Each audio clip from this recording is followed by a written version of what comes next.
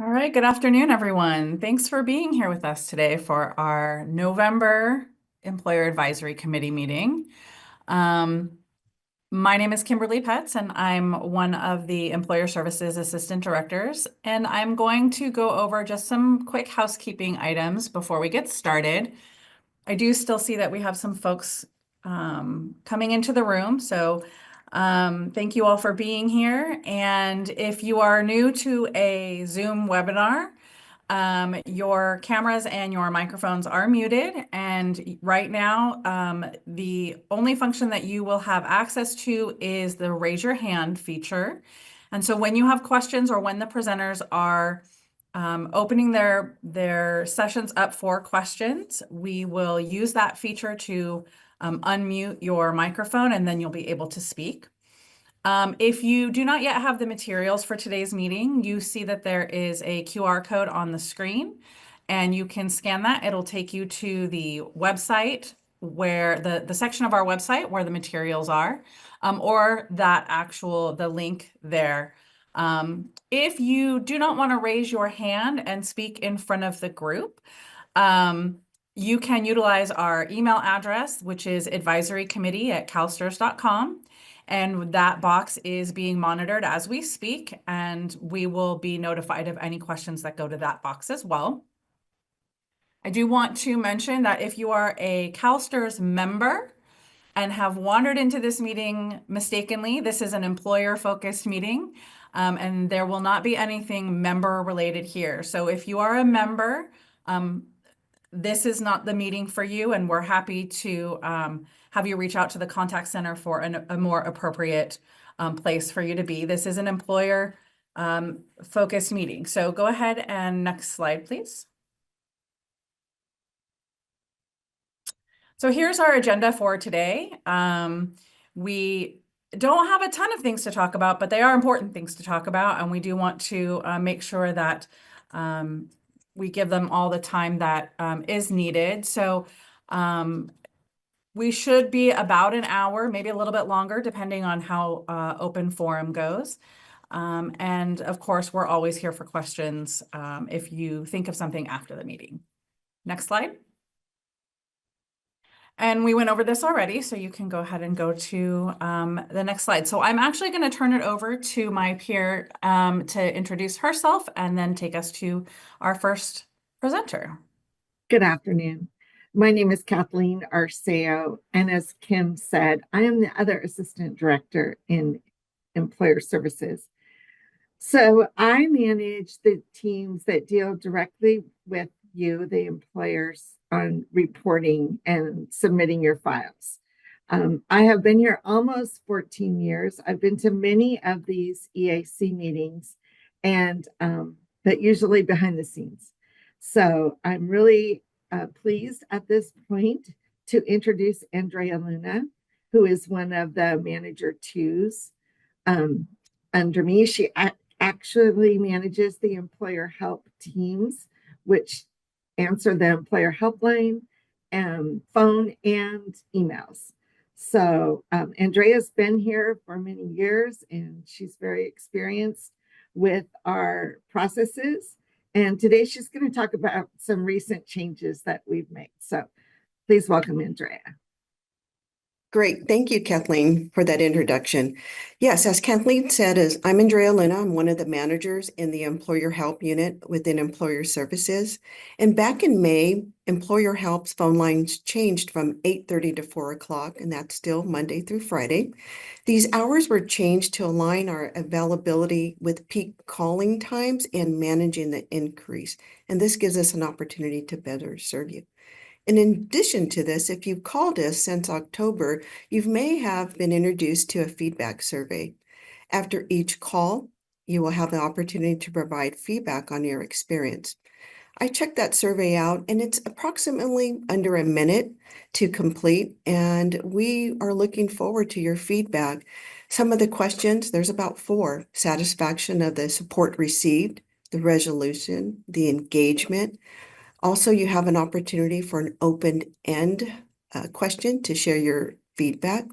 Your feedback is important to us. It's going to help us understand what we're doing well and how we can make improvements. It's also anonymous. Let's see.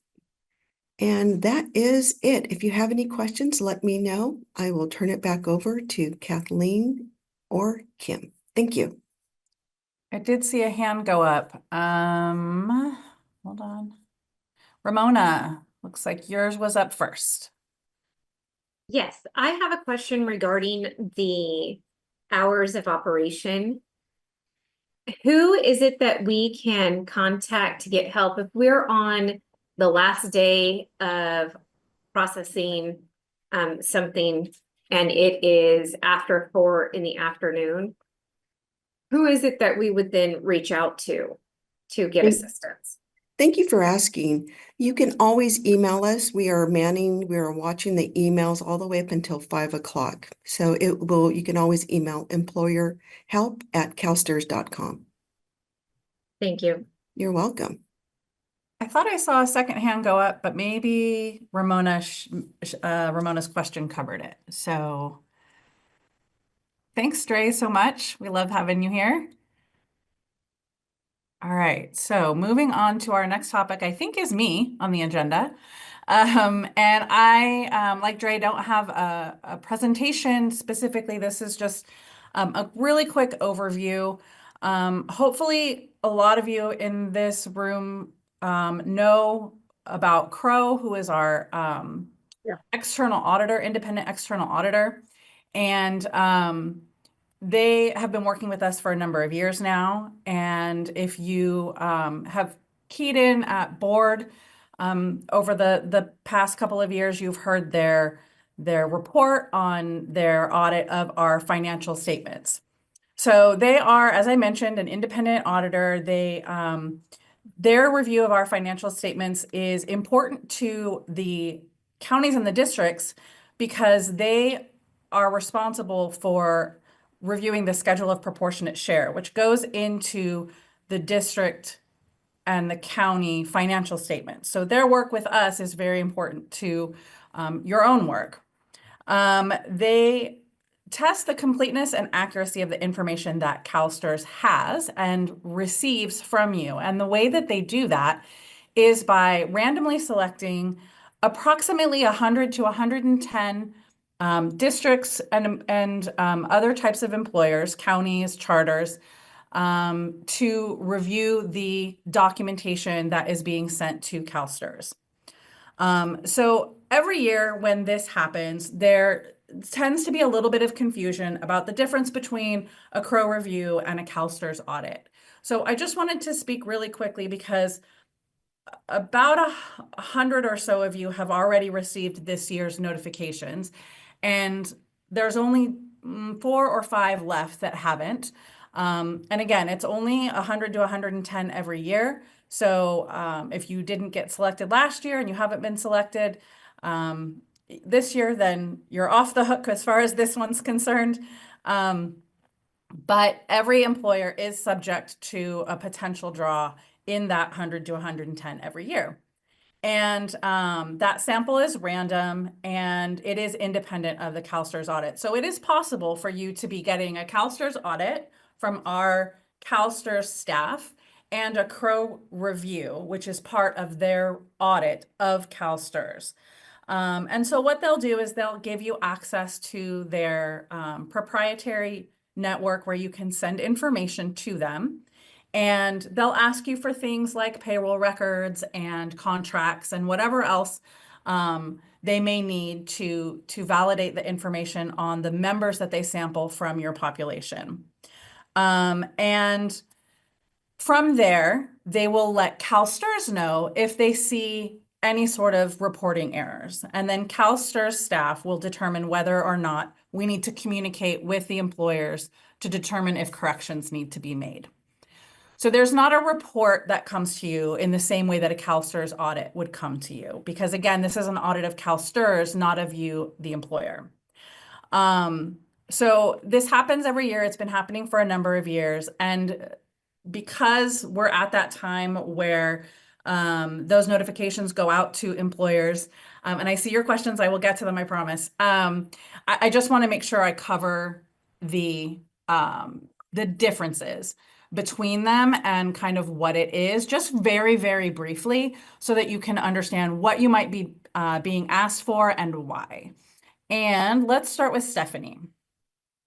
Hi, I just had a quick question. So you had said what we've received that they're asking for is a lot. So I was wondering if we are just able to send our payroll file to them through that secure message thing, like whatever comes out of our system that we send to you guys. Are we able to? No, that? they actually look at more than what you send us. Okay. So they would look at your complete payroll records, not just the records that you send to CalSTRS, because they do something that's called exclusion testing. So they will ask you about maybe someone who looks like they might be performing CalSTRS service but isn't being reported to CalSTRS, and that wouldn't be on your payroll file that Oh, you send to us. okay. Just thought I would save us some time. Thank you. Sorry, but No yeah, worries. there are other things that they look at in regard to the information that they're Okay. asking for from you. Thank you. But it's a good question. Thank you, Stephanie. Debbie is next on my list. Are you able to hear me now? Yes. Thank you, Kimberly. I think you sort of answered it. I was puzzled because we're one of them, and we had this an audit similar. We helped with, we were one of the participants like in 2017, and we're here again. And I find it puzzling that they wanted all of our earnings, even if it's a short-term hourly or a student worker. And I'm trying to get an answer why. And I don't even know, I mean, we'll send that to them, but how that's going to help them determine whether or not someone should have been reported to CalSTRS. Earnings isn't necessarily going to tell them that. I'm just Right. And they I'm will puzzled, that's all. also likely ask you for a copy of your bargaining agreement and any other Yes. employment agreements that might go along with that. Mhm. And if those members or employees happen to be selected for review, they'll ask for additional documentation. But as I had mentioned in the other answer, one of the things that they do focus on is exclusion testing to ensure that that members who are supposed to be reported to CalSTRS are being reported to CalSTRS. And so they'll look at ones who aren't to determine if they should be. And so they would look at all of our earnings and pick someone. I guess I'm just trying to see how. Yeah, they do a random sample of your Okay. employees, just like they do a random sample of our employers. And so that would remain to be seen at this point. Right now, they're just asking for the initial documentation. That's where we're at in the engagement for this year. That they would be asking for the same thing from everybody, essentially. And then once they do their sampling of members, then they'll potentially be asking you for more documentation. Oh, okay. Because I don't see how just the salary information is going to give them what they need. No, that's just where they're going to start. And then they'll do further sampling from there. And then they will ask for more. Okay, thank you. You're very welcome. Any other questions regarding Crowe? I don't want to say without a doubt that if you haven't received communication, you're off the hook. Like I said, we do still have a few stragglers, but for the most part, that would be the case. Debbie is next, and then Ramona. Hi, I had a question. So to make sure I understand, what Crowe does is they reach out to the district to collect any payroll records or contracts. And if there's any discrepancies or things that need to be looked into, they then contact CalSTRS. Correct. And then CalSTRS communicates with the district? Correct. That's correct. Okay. And I'm sorry. No, go ahead. And as far as the notices, who receives those notices? It depends on the employer. So if you're asking if you are waiting to be notified, I don't know if that's kind of where you're going. I can reach out to you after and just if you can let me know what employer you're from, and I can let you know. Okay, yes, because we're a county office and all of the districts report through us, and so sometimes they will get that information and they don't know what to do with it because they don't do the They don't do the reporting. yeah, the reporting of it. So I Yeah. just want to make sure that we're being informed on time as well, so we can answer properly. What county are you with? Fresno County Office of Education. Okay. I will make sure that I have someone reach out to you and make sure that you all are included for any Fresno employers. Okay, so from what I understood is kind of Crowe kind of starts and then lets CalSTRS know, which the difference then with the CalSTRS audit is that you guys just reach out to us directly rather than and do your own audit. The initial outreach from for Crowe actually will come from CalSTRS. It's my staff that are doing the initial outreach, asking for who the contact should be to set up access to the Crowe exchange.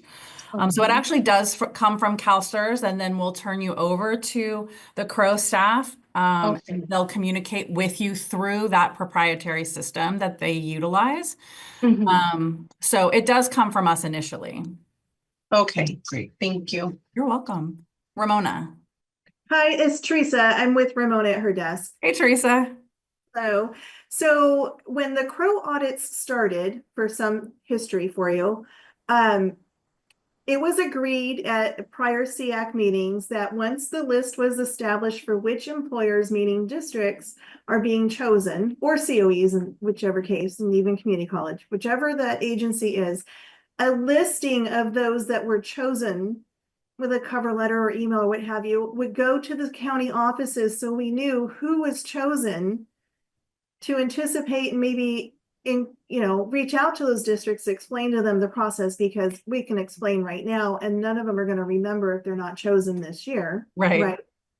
And then it also when districts are chosen for the Crowe audit and then also chosen for a CalSTRS audit in the same time period, possibly different auditing ranges, but same year, that's very cumbersome to navigate through, because you have STRS people asking, Crowe people asking, and some of their questions are very similar. It just took a lot longer for those audits to be completed because the district was chosen for both in the same year. Yeah, and we do definitely understand that. And our internal auditors, our CalSTRS auditing staff, they understand that you're dealing with both sides of it. We don't really have a whole lot of control over that because because Crowe is an independent third-party auditor. We don't have any say in over who gets selected. Yeah. So we can't, just the concerns with, required timelines, hopefully there's some consideration in there. Of course. And we will do as long as, you all are communicating with us, we'll do everything we can. So I believe. Sorry. No, go ahead.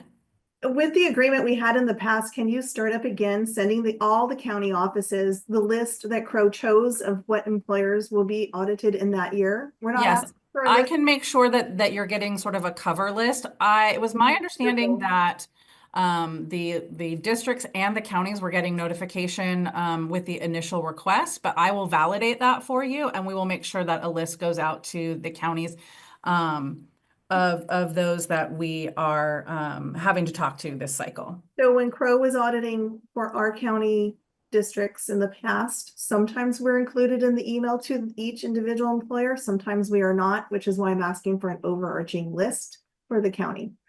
Okay, sounds good. And with Stanislaus, just in case. Didn't know. Thanks, Teresa. Thank you.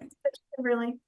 Any other questions about Crowe? And if you have been selected and you do have questions, the form that was sent out to everybody has contact information for my staff that you can reach out to if you have any questions as well. So please do not hesitate.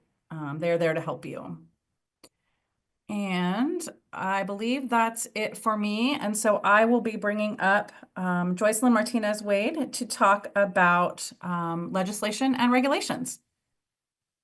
Good afternoon, everyone. Thank you for having me. happy to be here. And as Kimberly said, I'm Joycelyn Martinez-Wade, Director of Governmental Relations at CalSTRS. I'm going to start with the legislative updates. If we could go to the next slide. Last time we met was in August, and so a lot happened with legislative session ending at the end of August and the governor's signing period ending at the end of September. So I'm going to go over the disposition of the bills from 2024, and then we'll get into some other updates, and I'll pause for questions before we get to regulations.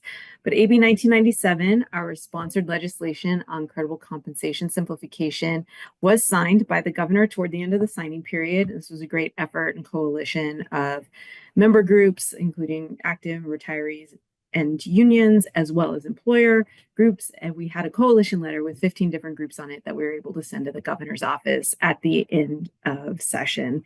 And so again, that was signed. And toward the end of my presentation, we'll get into a little bit about implementation. It's early on. The anticipated effective date will be July 1, 2027.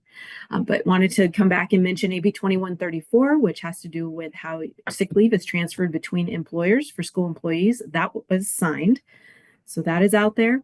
AB 2770, I got to tell you about last time because that was signed in July. That's our housekeeping bill, which had to do with required minimum distributions, making sure we have the right evergreen language for the ages that the federal government requires, as well as applications to redeposit refunds and for permissive service credit purchases. So not much with your processes, but wanted to mention that was signed in case you hear of it from any of your members. AB 2901 would have provided additional pregnancy leave for educators. So that bill was held on the Senate floor. It's now in the inactive file. I have heard that a similar bill, if not the same bill, will be reintroduced in 2025. So you can keep an eye out for that. SB 252, the fossil fuel divestment, I would have been able to update you on that as well. It was stopped in the Assembly Policy Committee. The author has said that she'll reintroduce that bill in 2025. And then maybe some of the biggest updates, but I'll go over them briefly. Again, this is HR 82 on the WEP and GPO, the Social Security offset. So again, affect your employees who are CalSTRS members because they don't pay into Social Security. So if they were expecting benefits either from their own previous employment or a spouse, they do experience offsets. And so there's a bill that would repeal those, HR 82, that was actually heard on the House floor yesterday evening, and it did get voted off the House floor. So it received 2/3 vote because of special procedures. So it is moving on to the Senate, the United States Senate.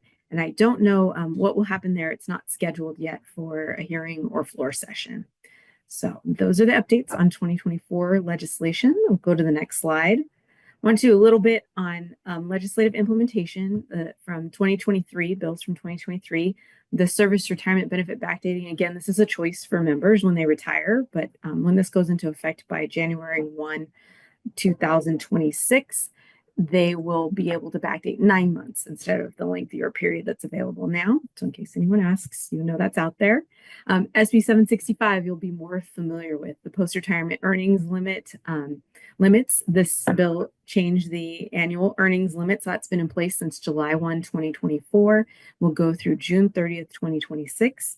Also, if you're looking for the separation from service exemption, the new form has been out there with the new requirements. So that's all up and running. And again, we'll be there through June 30th, 2026. And then I'll do one more update and pause for a minute. So next slide, please. 2022, AB 1667 came through with benefit overpayments. Again, all provisions of that bill are out there and operational. So those are probably familiar to you now. So nothing really to update there, but to let you know that everything is in place. I'll pause there and see if there's questions. My next step will be to update you on 2025 legislation that we're anticipating. Okay, I'm not seeing any questions right now. So next slide, please. So right now, we are not anticipating sponsoring any substantive legislation for 2025. We are anticipating a housekeeping bill.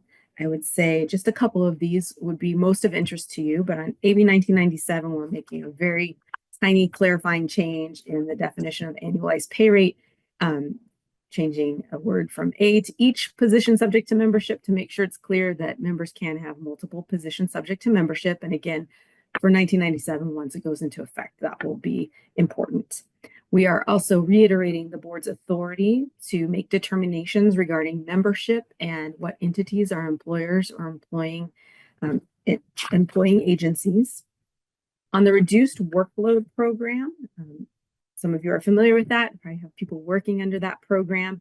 If right now, if the member, and how it states it in the laws, earns less than 1/2 of the days or hours the employer requires for full time, so if they fall below 50%, but the way it's phrased, earns less than 1/2 of the days or hours, then they get kicked out of the program, essentially, right? They fall out of the program. We're clarifying that it's really the person would be removed from the program if they earn less than 1/2 of the annualized pay rate.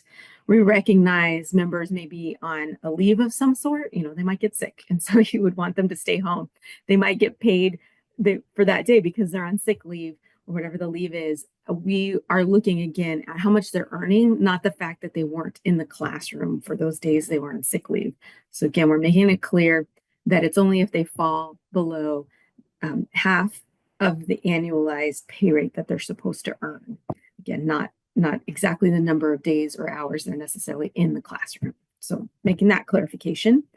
The fourth one on the list there, it has to do with its state contributions. I want to clarify that we're looking at state contributions and state when they repay us for benefit overpayments. So there are due dates specified in the statute, and this is just saying if they fall on a holiday or a weekend, then we'll get those contribution payments the next business day. And last but not least, if we are involved in a subrogation case where a third party has caused an injury or a death that has led to a member receiving a disability benefit or a death benefit being paid out or option benefit, then if we are involved in a subrogation case for those reasons, the venue would be required to be in California, either in the appropriate county, or if the incident occurred out of state, the subrogation case would be venued in Sacramento County. So those are the 5 provisions we're looking at right now. If that changes, I'll be back at the next EAC and thereafter and to give you an update on those. But I see one question from James. Happy to take that now. Hey, I was curious with the reduced workload program clarification, because I'm running into this currently. You're talking about not falling below 50% of what their earnings are. And currently, it's my understanding that not only if they don't work 50%, but also the earnings piece that it's terminated. So if this clarification goes through, would that also change the way you guys determine, like if a teacher were to do extra time to make up those earnings that they were potentially docked during the year that would drop them below 50%, if they were to make it up in like extra time and then went back above the 50% threshold, would that still terminate the contract for them? That is a good question. I'd have to look to my friends from Employer Services on the current practice and how that would look after this went into place. I'm seeing Mia hopping onto the screen and Kimberly. I'm going to let Mia take it. Thank you. I'll share from training. So what you're describing, when you're reducing your workload in a single position, right? So that position is what they're reducing their workload in. Even with this clarification, if they did additional assignments to bring them while, in the system with all of those additional assignments calculated, they get, more than half of a year of service credit. What we're looking at with the reduced workload program is if that earnings to annualized pay rate in that position meets that 50% or more threshold. So in that case, somebody who, let's say they ran out of sick leave, they ran out of vacation, and they still were on dock in that assignment, they could not take on an additional assignment, even with this clarification, to not be terminated from the program. Thanks so much, Mia. I appreciate the help. Any additional questions? Okay, great. Next slide, please. Okay, well, and sorry, we can stay on the slide, but just so folks know, for the 2025 housekeeping, it will be run by the Senate Public Employment Retirement Committee this year, and I anticipate it will be introduced sometime in January or February. So keep an eye out for that, and like I said, I'll come back and give you updates about it. On the regulatory update, we can go to the next slide, please. So here we have penalties and interest regulations, which I was able to bring to you for the last few meetings.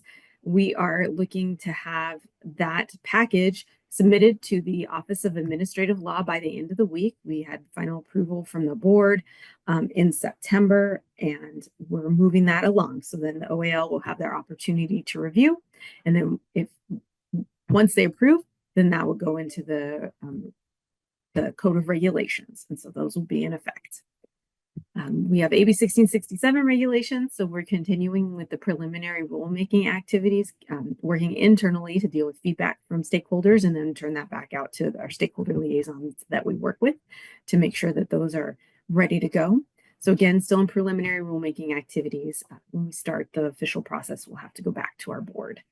And then board elections regulations, again, not as much to do with you, but we're working on those. Those don't go through the OAL, but again, we'll have a couple of readings at the board level if you're interested. But we'll be definitely coming back on the AB 1667 regulations with more details once we're ready.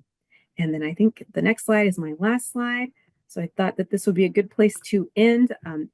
We talked about AB 1997 getting signed, and there will be implementation going on as we lead up to that July 1st, 2027 date I mentioned earlier.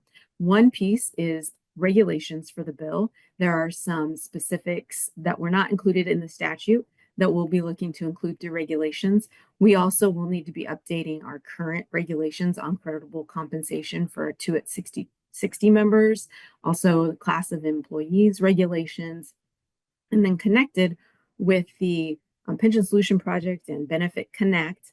You know of the terms old file format, new file format. We have existing new file format regulations that will need to be updated to accommodate AB 1997 and the timing of getting new data into the system once we're ready to go with that, which would be after go live for the system as a whole. So there'll be more details coming up on all of that, but this regulation package will be addressing all of those things.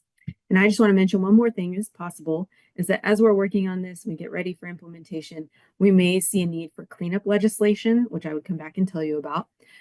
But we also would need to align some of our current statutes with the changes made in AB 1997. I foresee that cleanup legislation will be happening in 2026, but I will keep you posted.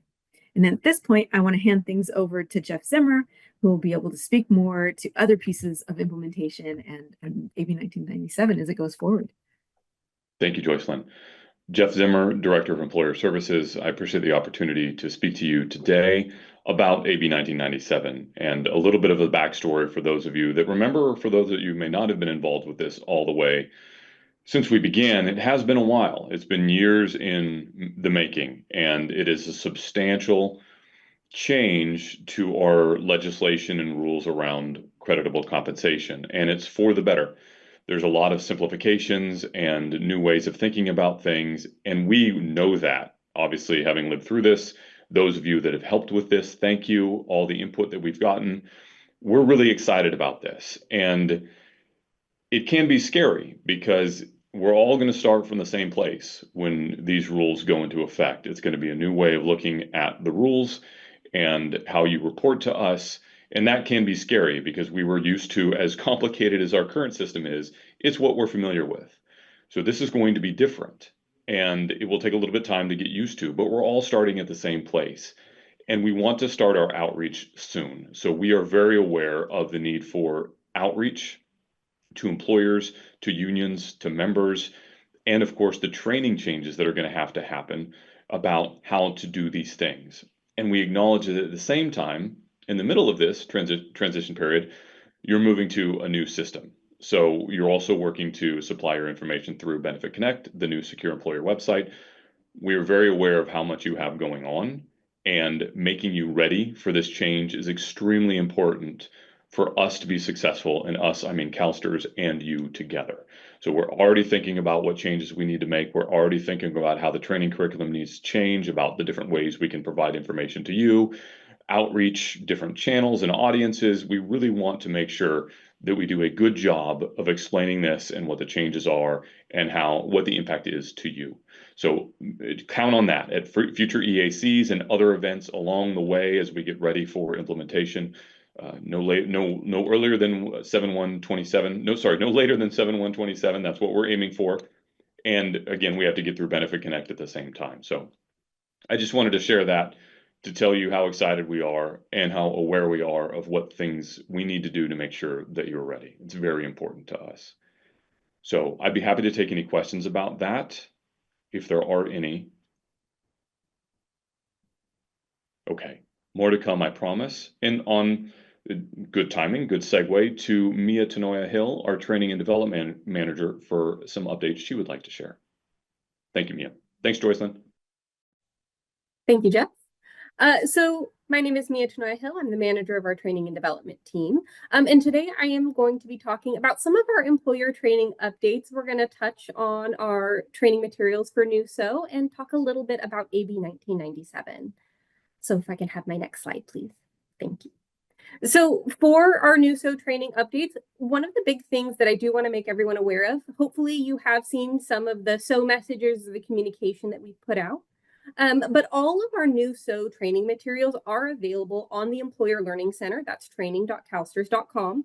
This is, for anyone who isn't familiar, this is a separate login from any other CalSTRS accounts that you may have. It is completely free and welcome to report sources and report units, or those who report on behalf of our report units. So just wanted to share that all of our NUSO training materials were updated as of October 1st. So for those of you who have been working with CalSTRS and on our new system for a long time, you may be familiar with some of these materials when they were originally released in 2019, 2020, and so on. But we revisited those NUSO training materials and we've updated them. So if you've not seen them in some time, we highly, highly recommend coming back to them now that we've re-released these materials. As there are changes that we've made and things that we've learned since we originally released them. So I highly recommend those materials. All of that is in the Employer Learning Center. We do have a specific course that is focused on your success criteria and the courses specifically associated with these success criteria. So if you're not sure where to start, again, I'm going to highly recommend starting with that course and then diving into those other materials as needed or as you're interested. With that, the employer support portal, if you're familiar with that, employersupport.calstrs.com, is going to remain focused on new system materials only. So for those of you who have been working with us a while, know that we do have our TRL job aids. If you've attended a training, you've seen the trainers demonstrate this or cover this content. But we do have other job aids available on the teacher's retirement law, reporting practices, or we have an other category of things that might not quite fall into either one of those. And we're going to move those effective November 29th. Technically, they are already available on calstrs.com, but we're going to remove them from the employer support portal as of November 29th and only leave them on calstrs.com. That's so we can focus that content, and there's no mix up between what content is meant for the new system and what content is meant for today. Of course, there's going to be overlap, and we'll certainly provide any clarification if you have questions regarding that. With this transition, we are continuing to update our materials and add new materials. So we highly recommend rechecking or revisiting the content, even if you've downloaded an old copy from prior training, always checking back in to see. We do make announcements on SO and on our Employer Learning Center when new materials are available. But again, we're going to highly recommend that you check back in for those updated documents. If peeking around to calstrs.com, I'll go in just a moment over what that will look like. If you're ever unsure of where to go, starting with the Employer Learning Center, we'll have links to all of those locations. So we've already updated our Employer Learning Center to reflect those links. So if you're ever unsure where to start, always recommending training.calstrs.com as a place to centralize all of those materials. And that's going to have both our TRL content and our content for today, as well as our NUSO content. Next slide, please. To share a little bit more about that employer job aids move. So if we go on to calstrs.com today and we click on that employer tab and go under employer tools and guidance, There is a link to our job aids that provide guidance about the teacher's retirement law and employer reporting. So that location on the employer tab on CalSTRS.com will take you to that full list of job aids. Can I get my next slide, please? Thank you. So our employer job aids, like I mentioned, we're going to go over the teacher's retirement law, reporting aspects, and then some of those other things like how to register for the Employer Learning Center or how to navigate in a CBT. All of these job aids are going to be available in this location. There are job aids on employer reporting that were previously on SO that will now also be here on CalSTRS.com. So just wanted to share that that's available to you. It's available now, but officially we're going to be removing them from the employer support portal again on November 29th. And my next slide. So now that we've talked a little bit about the training content and the materials that we've created to get ready for our new system, the same kind of training analysis and development is going to happen for AB 1997. So I do want to share that all of our employer trainings for the current fiscal year, so for the 2024-2025, will remain focused on today's law. So we know that we are going to be making this transition, and in making this transition, we want to be really thoughtful and really clear about what content we're focusing on. So I want to share that through this fiscal year, we are focusing on today's content. Trainers will not be presenting to the 1997 changes in this fiscal year, certainly. And if we make any modifications to that, we'll certainly make that very, very clear in titles or descriptions to make sure that you're aware of that.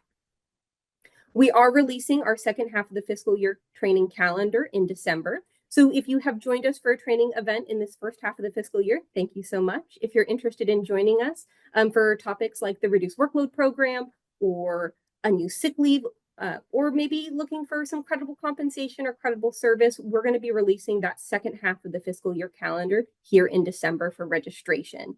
And registration is through our Employer Learning Center. So as we look at updating our instructor-led trainings, that's what ILT stands for, or our computer-based trainings, we're going to be developing these new materials, including job aids, with the new law and applicable new file format content. So we know that those are going to pair together, and we're going to be working on developing that material. So until it's developed, the trainers won't be presenting to that. The training content covered by 1997 will be clearly labeled. So we know that we're going to be operating in a time where you are going to be reporting in accordance with today's law, but also trying to learn more about 1997 and what will be expected of you in the future. So we want to ensure that we're very clearly labeling that, anything that's specific to that new legislation and that new content, so there is no confusion. We know that that is our attempt to mitigate that as best as possible. So if there are ever any questions on what content is intended for what, especially as we start releasing that new content, please feel free to follow up to employertraining@calstrs.com so we can provide that clarification.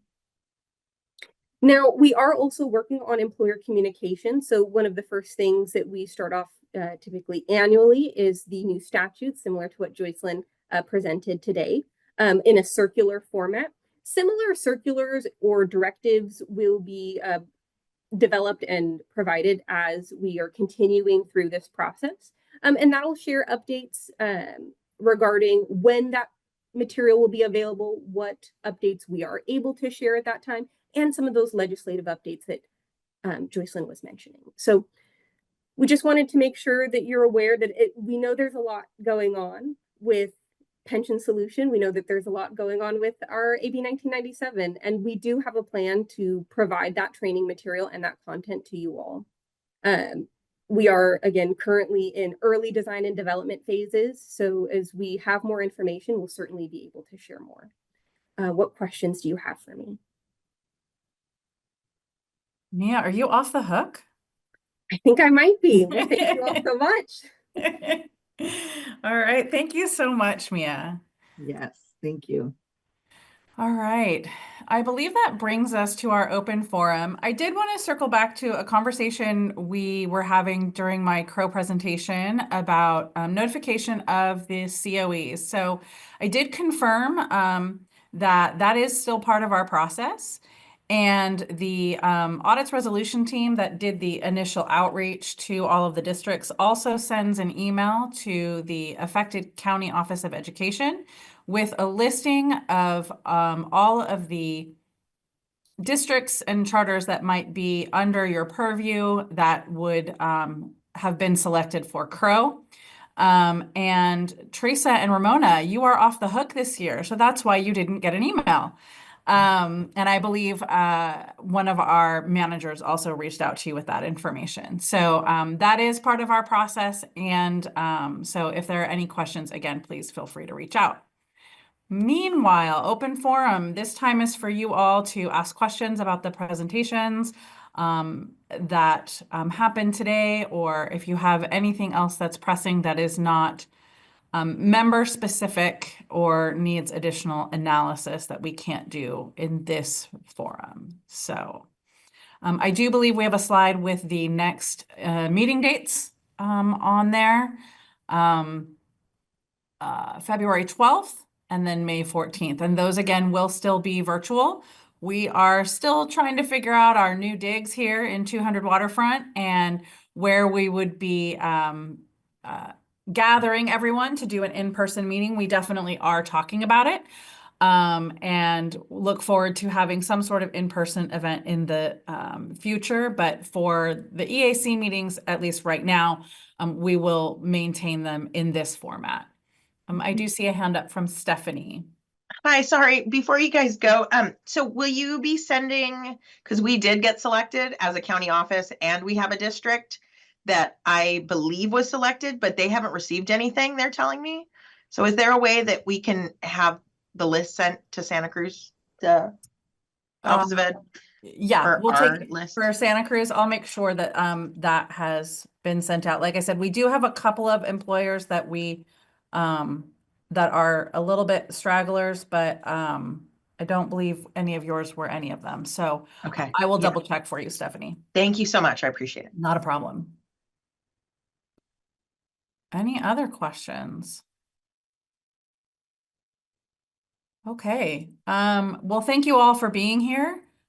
We appreciate your spending some time with us today. And I know that everybody is very busy with all kinds of things going on as we go into the end of the calendar year. So we appreciate you taking the time out to spend with us today.